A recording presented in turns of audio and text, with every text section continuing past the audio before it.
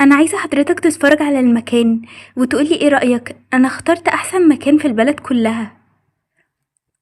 هو فعلا شكله حلو، بس أنا لسه هتفرج على بقية المكان علشان أأكد إن كل حاجة تمام. تمام، اتفضل. بجد كل حاجة حلوة زي ما طلبت. ده المكان اللي هيقعدوا فيه الضيوف، والمكان ده برضو لو في ناس تانية مش حابة تقعد هنا.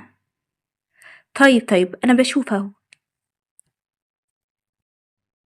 وده طبعا جناح كامل للعريس والعروسة. هو فعلا شكله حلو. المكان ده كويس، خلاص تمام أنا موافق. طيب هما مين العريس والعروسة؟ علشان هنا المكان كانوا عايزين يكتبوا أسميهم. طيب أنا العريس. ايه ده؟ بجد أنا أول مرة أعرف إن حضرتك خاطب. طيب واسم العروسة ايه؟ لا لسه ما قررتش بصراحة. نعم، لسه ما قررتش. حضرتك احنا بنحجز المكان اللي هتعمل فيه الفرح، وحضرتك تقولي لسه ما قررتش العروسة. طيب ما بعدين بقى لما تلاقي العروسة نبقى نشوف اسمها ونشوف المكان وكل ده. وازاي حضرتك كمان عايزني احجز المكان كمان يومين وانت لسه مش عارف مين العروسة؟ ما انا المفروض الاقي عروسة في يومين. نعم، هو حضرتك بتهزر ولا ايه؟ لا طبعا اهزر ايه، انا ما بهزرش. انا لازم اتجوز بعد يومين. ليه يعني؟ بصراحة كده انا جدي كبير جدا و... وانا بصراحة خايف يموت قبل ما اتجوز. ايه الكلام اللي مش ماشي مع بعضه ده؟ خايف تموت قبل ما تتجوز فتتجوز اي حد؟ بصراحة انا حاسة ان انت بتقول اي كلام. انا بشتغل مع حضرتك بقالي كتير قوي وعارفة انت بتفكر ازاي. مش بسهولة ان انت تختار اي حاجة، وبتقعد ساعتين عقبال بس ما تختار حاجة صغيرة. ازاي عايز تختار بني ادم كامل في يومين؟ لازم اعمل كده. لازم؟ ليه لازم؟ بصراحة كده انا لو ما اتجوزتش خلال يومين جدي هيحرمني من الميراث كله، ومش هورث اي حاجة، ولا الشركات اللي انا تعبت فيها هاخد منها اي حاجة، وساعتها هبقى فقير جدا ومعيش فلوس. قول كده بقى، ايوه فعلا. فانا هتجوز واحدة، اي واحدة، كمان يومين وبعدين نتطلق. ايه المشكلة يعني؟ هو معلش بقى، هي مين دي اللي هتوافق على اللي حضرتك بتقوله؟ مين اللي هتتجوز وتتطلق بس بدون اي سبب كده؟ طب انت عندك هدف، عايز الفلوس بتاعت جدك، هي بقى هتعمل كده ليه؟ عشان الفلوس برضو. ما انا اكيد كمان هديها فلوس لما يبقى معايا فلوس يعني. طيب كده حضرتك أكيد مش هتختار واحدة غنية، عشان لو أي واحدة غنية عمرها ما هتوافق على اللي حضرتك بتقوله. انت محتاج تشوف واحدة محتاجة فلوس. أيوة فعلا، هو ده الصح، علشان توافق وتاخد شوية فلوس ولما اجي اطلقها تتطلق على طول. أيوة طبعا، ده الحل الوحيد. حضرتك طيب بتفكر في مين مثلا؟ أنا ممكن أساعدك. ايه، عندك عروسة؟ لأ، هندور. هجيب لستة فيها كل الأسامي بتاعت البنات اللي ممكن توافق، وتختار اللي انت عايزه. الله، بجد دي فكرة حلوة قوي، انتي بجد عبقرية. شكرا بجد. انا بصراحة بحب شغلي جدا واعمل اي حاجة عشان خاطر شغلي. امم طب ما ده حلو على فكرة. ايه اللي حلو بالظبط؟ حلو ان انتي بتحبي شغلك. ايوه طبعا، هو حضرتك لسه عارفني النهاردة؟ ده انا اهم حاجة في حياتي شغلي.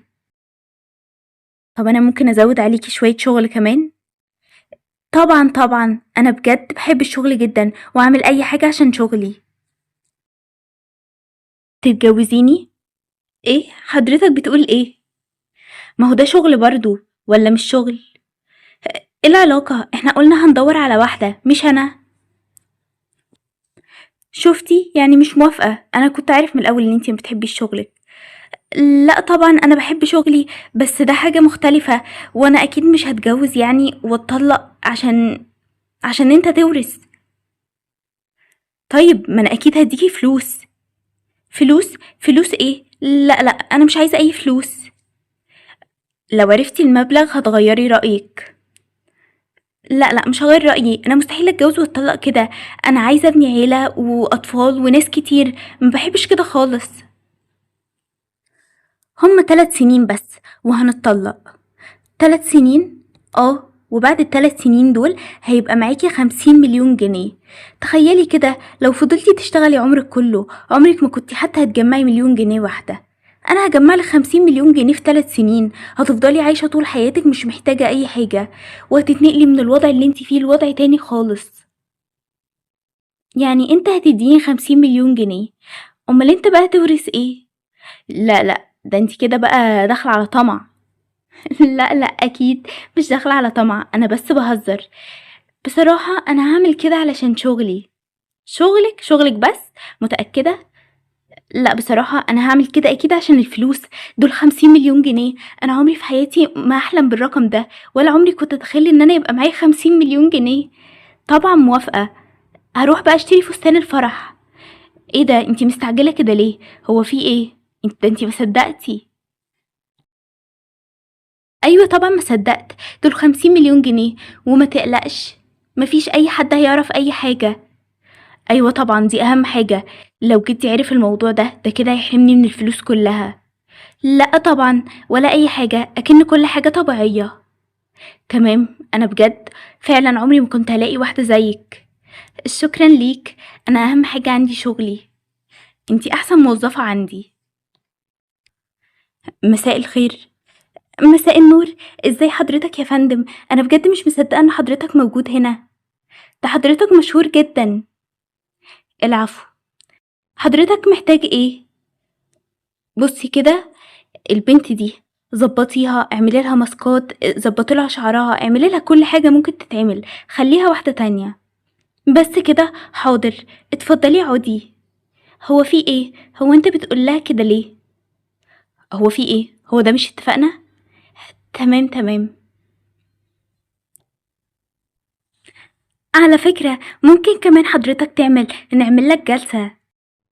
لا لا، انا ما بحبش الحاجات دي. ليه بس؟ دي حلوه قوي، تعالى اقعد بجد. حلوه؟ متاكده؟ ايوه طبعا، تحفه. طيب طيب، انا هجرب برضو. ممكن اسالها سؤال؟ هو حضرتكوا جايين هنا بمناسبه ايه؟ فرحنا كمان من يومين. بجد حضرتك اخيرا هتتجوز؟ ايوه طبعا. بجد مش مصدقه، انا هعمل لكم احسن حاجه. تمام، اتفضلي يلا عشان احنا مستعجلين ورانا حاجات كتيره جدا. حاضر حاضر. دي احسن جلسه عندنا. هو انا بتكرب ولا ايه؟ لا لا، مش بتتكربي ولا حاجه، احنا خلاص خلصنا. شكلك بيضحك قوي. انتي لو شايفه شكلك مش هتتكلمي على شكلي ابدا. ليه؟ شكلي ماله؟ هو في ايه؟ ايه ده ايه ده؟ ايه القمر ده؟ بجد انا خايفه قوي. خايفه من ايه يا بنتي؟ خايفه من كل حاجه. خايفه جدك يعرف الحقيقه، ويعرف ان احنا كنا بنكذب عليه.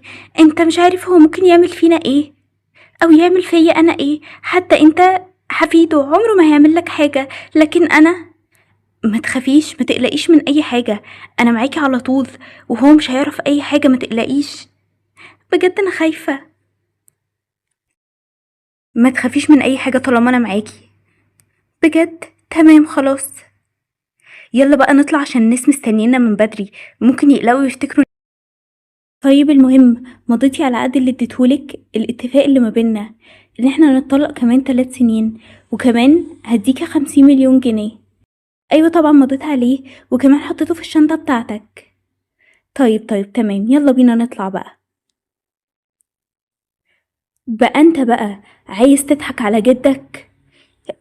جدي؟ هي الورقة اللي انت ماسكها دي، انت عارف كويس ايه الورقة اللي انا ماسكها. بقى بتعمل كل ده ليه؟ عشان الفلوس؟ انا بجد اتصدمت فيك. يا جدو لأ، انت فاهم بجد الموضوع غلط. بجد حضرتك فاهم الموضوع غلط. فاهم الموضوع غلط. انا مش مصدق، انا اتصدمت فيك، وكمان في يوم زي ده. يا جدو، انا اسف، انا عارف ان انا غلطان. اسف؟ اسف على ايه؟ انت لو مرجعتش عن اللي انت بتعمله ده، انت مش عارف انا هعمل فيك وفيها ايه. يا جدو يا جدو، هي ملهاش ذنب بأي حاجة. انا ما عملتش اي حاجة بجد، هو اللي قال لي.